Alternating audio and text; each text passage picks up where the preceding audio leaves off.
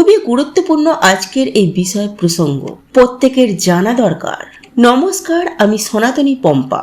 দেশ ও দেশের বাইরে থেকে যে সকল দর্শকেরা এই মুহূর্তে ভিডিওটি দেখছেন প্রত্যেককে জানাই সুস্বাগতম সনাতনী পম্পা ইউটিউব চ্যানেলে, অর্থাৎ সনাতনী ধর্ম তথ্যমূলক চ্যানেলে। আমি সর্বদাই চেষ্টা করি সনাতন ধর্মের গুরুত্বপূর্ণ বিষয় প্রসঙ্গ আপনাদের সামনে উপস্থাপনা করতে। তাই আসুন কিছুক্ষণ সময় ধৈর্য ধরে এই বিষয়ে অবশ্যই জানার চেষ্টা করুন। শুরু থেকে শেষ পর্যন্ত ভক্তি, শ্রদ্ধা ও ভালোবাসার সহিত আপনারা শ্রবণ করবেন। ভালো লেগে থাকলে অবশ্যই একটি লাইক করবেন।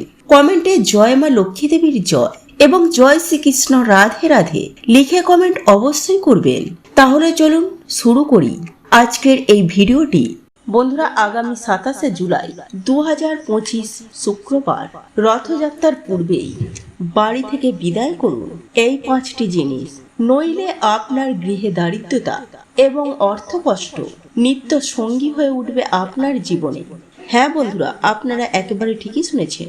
এই পবিত্র রথযাত্রার পূর্বেই আপনার বাড়িতে থাকা নেগেটিভ শক্তিদায়ক জিনিসগুলি বাড়ি থেকে বিদায় করুন, নচেত আপনার জীবন ছাড়খাড় হয়ে যেতে বেশি সময় লাগবে না এবং একের পর এক আপনার জীবনে নেমে আসবে দুর্ভোগ। শুধু তাই নয় বন্ধুরা, এই জিনিসগুলি যদি আপনার বাড়িতে দীর্ঘদিন ধরে পড়ে থাকে তাহলে নানা প্রকার বিপদের মুখে পড়ার সম্ভাবনা থাকে বন্ধুরা। কেননা এই জিনিসগুলি একদিকে যেমন আপনার সংসারে সুখ শান্তিকে নষ্ট করে দেয়, ঠিক তেমনি আপনার সংসারে অর্থ কষ্ট ঘটাতেও বেশি সময় নেবে না। তাই বন্ধুরা, সংসারে সুখ শান্তি বজায় রাখ এবং অর্থ কষ্ট থেকে দূরে থাকার জন্য পবিত্র রথযাত্রা শুরু হওয়ার পূর্বেই এই 5টি জিনিস, যা আমাদের অতি পরিচিত, অতি অবশ্যই এই জিনিসগুলি বাড়ি থেকে বার করে দিন। এতে আপনারই মঙ্গল হবে। আর আপনার পক্ষে যদি সম্ভব হয় তাহলে এই রথযাত্রার পবিত্র তিথিতে গঙ্গা জলে স্নান করে প্রভু জগন্নাথ দেবের পুজো আরাধনা করবেন। এতে সমস্ত মনস্কামনা পূরণ তো হবেই এবং সেই সঙ্গে বহু জন্মের পাপ থেকে উদ্ধার পাবেন। শুধু তাই নয় বন্ধুরা, এই পবিত্র রথযাত্রার আগেই যদি এই জিনিসগুলি আপনি আপনার বাড়ি থেকে সরিয়ে ফেলতে পারেন তাহলে প্রভু জগন্নাথ দেবের কৃপায় ধন্য হতে পারবেন। তাহলে বন্ধুরা, অর্থ কষ্ট থেকে দূরে থাকার জন্য এবং সংসারে সুখ শান্তি সদা সর্বদাই বজায় রাখতে, অর্থাৎ অখণ্ড সৌভাগ্য লাভ করতে রথযাত্রার পূর্বেই কোন জিনিসগুলি বাড়ি থেকে সরিয়ে ফেলবেন। তাই এই প্রসঙ্গে বিস্তারিত জানার আগে আপনাদেরকে বলে রাখি, আপনি যদি আমাদের চ্যানেলে নতুন হয়ে থাকে তাহলে চ্যানেলটি অবশ্যই সাবস্ক্রাইব করুন এবং পাশে থাকা নোটিফিকেশন বেল আইকনটি ক্লিক করুন, কারণ আমি বিভিন্ন প্রকার তন্ত্র মন্ত্র বশীকরণ, টোটকা, বাস্তু টিপস, জ্যোতিষ শাস্ত্র, পুজো আরাধনা এবং ব্ল্যাক ম্যাজিক করা নিয়ে নিত্য নতুন ভিডিও আপলোড করে থাকি, যা প্রয়োগ করার মাধ্যমে আপনার জীবনে থাকা সকল প্রকার সমস্যার সমাধান করতে পারবে। চলুন এবার মূল আলোচনায় প্রবেশ করা যাক। বন্ধুরা, আমি সবার প্রথমে যে জিনিসটির কথা বলবো তা হলো ঝাঁটা। হ্যাঁ বন্ধুরা, আপনারা একেবারে ঠিকই শুনেছেন। আপনাদের প্রত্যেকের বাড়িতেই ঝাঁটা বা ঝাড়ু রয়েছে। আর এই ঝাঁটা বা ঝাড়ু দিয়ে আপনারা প্রত্যেকেই বাড়ির নোংরা আবর্জনা পরিষ্কার করে থাকি। তাই বন্ধুরা, ঝাঁটার মধ্যে স্বয়ং মা লক্ষ্মীর বাস। আর আপনার বাড়িতে যদি কোনো ভাঙা পুরানো ঝাঁটা পড়ে থাকে বা জড়ো হয়ে থাকে তাহলে অতি অবশ্যই রথযাত্রার পূর্বেই বাড়ি থেকে ভাঙা পুরানো ঝাঁটা বা ঝাড়ু দূরে কোথাও ফেলে আসুন। শাস্ত্র মত অনুসারে যে সমস্ত বাড়িতে ভাঙা পুরানো অব্যবহৃত ঝাঁটা পড়ে থাকে সেই বাড়ি থেকে স্বয়ং মা লক্ষ্মী বিদায় নেয়, ফলে সেই বাড়িতে অর্থ কষ্ট নেমে আসতে বেশি সময় লাগে না। তাই সুপ্রিয় দর্শক বন্ধুরা, এই পূর্ণ পবিত্র রথযাত্রার আগেই আপনারা আপনাদের বাড়ি থেকে ভাঙা পুরানো অব্যবহৃত ঝাঁটা দূরে কোথাও সরিয়ে ফেলুন এবং তার বদলে আপনারা নতুন ঝাঁটা বা ঝাড়ু কিনে আনুন।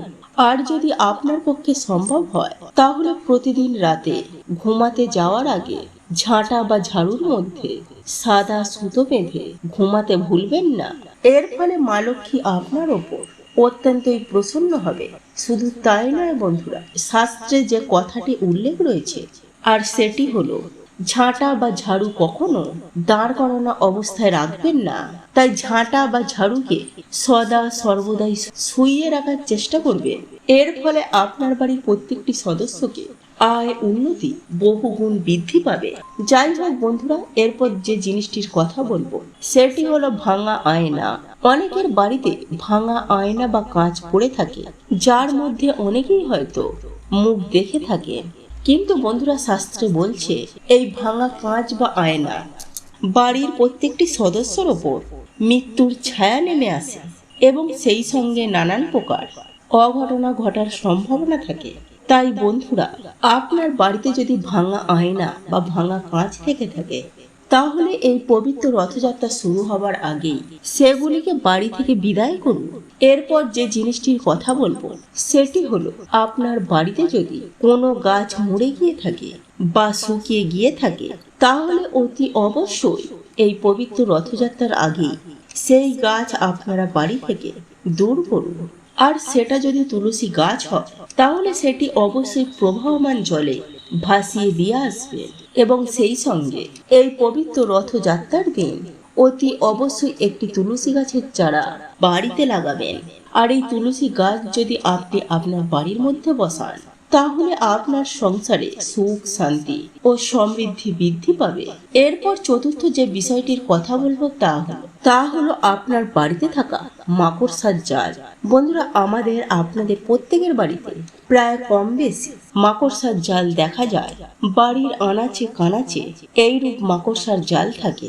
কিন্তু বন্ধুরা, আপনি কি জানেন যে আপনার বাড়িতে যদি দীর্ঘদিন ধরে এইরূপ মাকড়সার জাল থাকে, তাহলে কিন্তু সেটি আপনার বাড়ির সুখ শান্তি নষ্ট করে দেবে এবং সেই সঙ্গে জীবনে নেমে আসবে নানান প্রকারের কঠিন সমস্যা। তাই আপনার বাড়িতে যদি মাকড়সার জাল থেকে থাকে, তাহলে এই পবিত্র রথযাত্রার আগে আপনি এই অশুভ শক্তিদায়ক জিনিসটি বাড়ি থেকে বিদায় করুন।